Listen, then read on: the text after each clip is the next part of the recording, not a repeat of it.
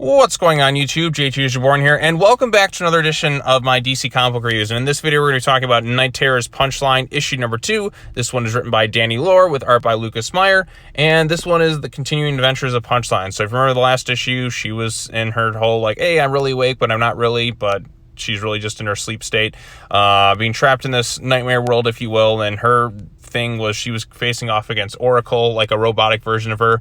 And this one, I will give it, like, I mean, Insomnia does make an appearance in this thing, which is good, because in certain things like the Catwoman or the Joker one, Insomnia doesn't really have a presence in those things at all. This one, he at least has a presence, and I will give this issue this. It was entertaining in regards to the way it was kind of orchestrated in the fight scene. So Punchline, if you will, gets trapped kind of into like social media, and she's fighting various like avatars and all that other stuff. There's some creative stuff that goes in there, like she's like on a YouTube screen and all that. She's fighting Oracle. So the fight sequence, the way it's kind of laid out a bit, is very creative and visually quite interesting, and I kind of like that. And we do get to see a little bit of her insecurities and fears, and that's because, like, as you know, Punchline was able to get away from a crime with her influence with social media and all that other stuff that kind of happened a while back in those backups.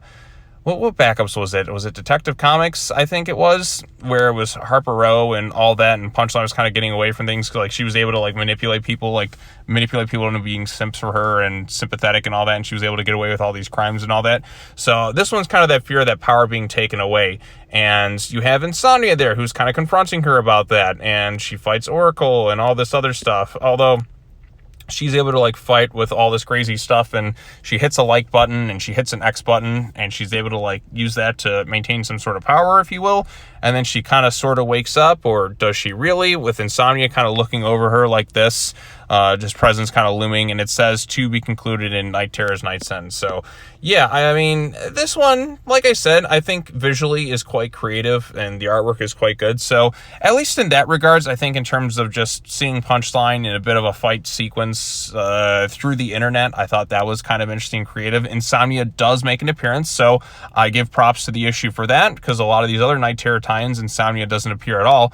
So whenever Insomnia shows up, like, okay, at least there's some sort of connective tissue to the Night Terrors event with Insomnia. So I like that aspect of it. And of course, this is going to be continued in Night Terror's Night's End, which is where a lot of this other stuff is going to be continued, I suppose. But I'm not sure what this, like, Punchline's role is going to be in that event, because it's kind of ambiguous. I mean, you have Insomnia kind of talking with her, but it's kind of like she's a little...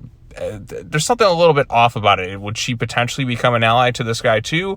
Or is it just going to kind of ultimately go nowhere, and she's going to have to team up with the heroes or something like that? I don't exactly know what her role is going to be in it, but at least it kind of left me like thinking, okay, this could be a little bit interesting to see how this gets explored further. So yeah, and again, like a lot of these tie-ins, you don't necessarily have to read it to kind of like get the gist of what's going on in Night Terrors. You could just stick with the stuff written by Williamson. But if you want something with some creative action sequences, then I suppose you can't do wrong with this thing.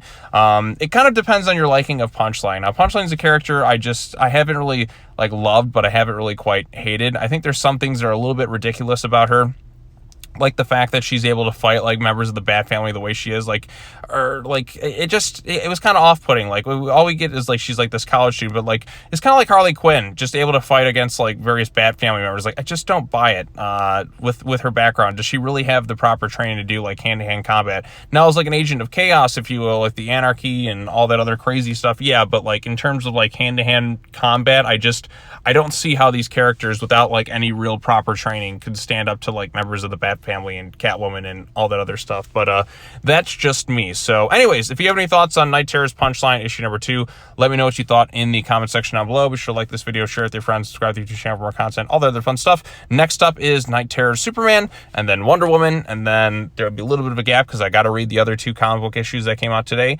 and then we should be good to go. So all right, well, that's all I have to say. As always, take care now. Bye bye then, and I will see you all in the next video. Peace.